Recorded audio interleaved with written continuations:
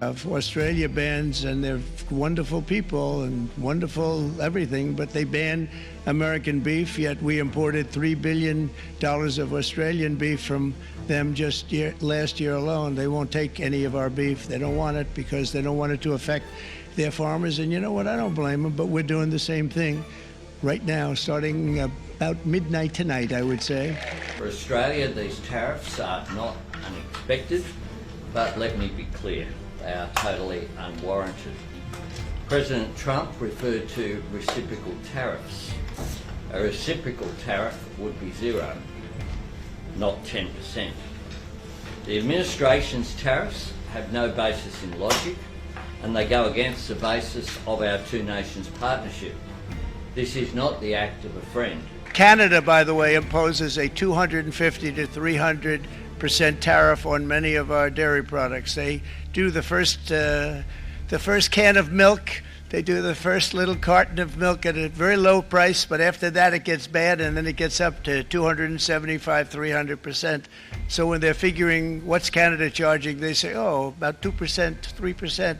But take a look at what happens down the road. When you look a little bit, it's not a pretty picture, and we don't like it, and it's not fair. It's not fair to our farmers. It's not fair to our country. And with countries like Canada, you know, we subsidize a lot of countries and keep them going and keep them in business. In the case of Mexico, it's $300 billion a year. In the case of Canada, it's close to $200 billion a year. We're in a situation where there is going to be an impact on the U.S. economy, which will build with time. In our judgment, it will be negative on the U.S. economy. That will have an impact on us. But the series of measures will directly affect millions of Canadians.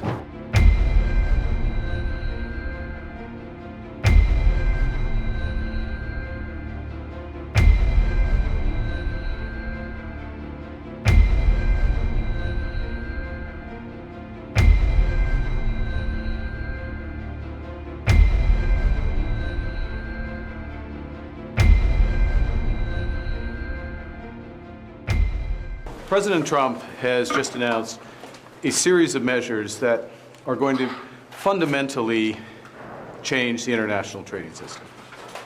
Now, in doing so, he has preserved a number of important elements of our relationship, the commercial relationship between Canada and the United States.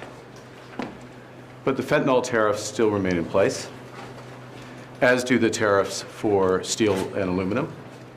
As of this evening, the tariffs on automobiles will enter into force, and the U.S. has signaled that there will be additional tariffs in so-called strategic sectors, pharmaceuticals, lumber, and semiconductors. So we're in a situation where there is going to be an impact on the U.S. economy, which will build with time. In our judgment, it will be negative on the U.S. economy. That will have an impact on us. But the series of measures will directly affect millions of Canadians. We are going to fight these tariffs with countermeasures. We are going to protect our workers, and we are going to build the strongest economy in the G7. In a crisis, it's important to come together, and it's essential to act with purpose and with force, and that's what we will do. The unilateral action that the Trump administration has taken today against every nation in the world does not come as a surprise. For Australia, these tariffs are not unexpected, but let me be clear, they are totally unwarranted. President Trump referred to reciprocal tariffs. A reciprocal tariff would be 0, not 10%. The administration's tariffs have no basis in logic, and they go against the basis of our two nations partnership. This is not the act of a friend.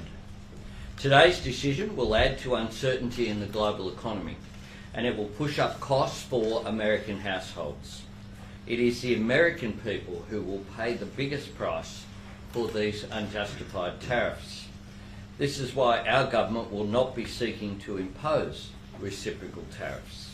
We will not join a race to the bottom that leads to higher prices and slower growth. We will stand up for Australia. We will continue to make the strongest case for these unjustified tariffs to be removed from our exporters. Our existing free trade agreement with the United States contains dispute resolution mechanisms. We want to resolve this issue without resorting to using these, as we do support continued constructive engagement with our friends in the United States. Our shared history, our friendship, our alliance, these are all bigger than a poor decision. But the Australian people have every right to view this action by the Trump administration as undermining our free and fair trading relationship and counter to the shared values that have always been at the heart of our two nations' long-standing friendship. This will have consequences for how Australians see this relationship. These are uncertain times, but Australians can be absolutely certain of this. Our government will always stand up for Australian jobs, Australian industry, Australian consumers and Australian values. That is why we've been crystal clear with the United States about what is not up for negotiation.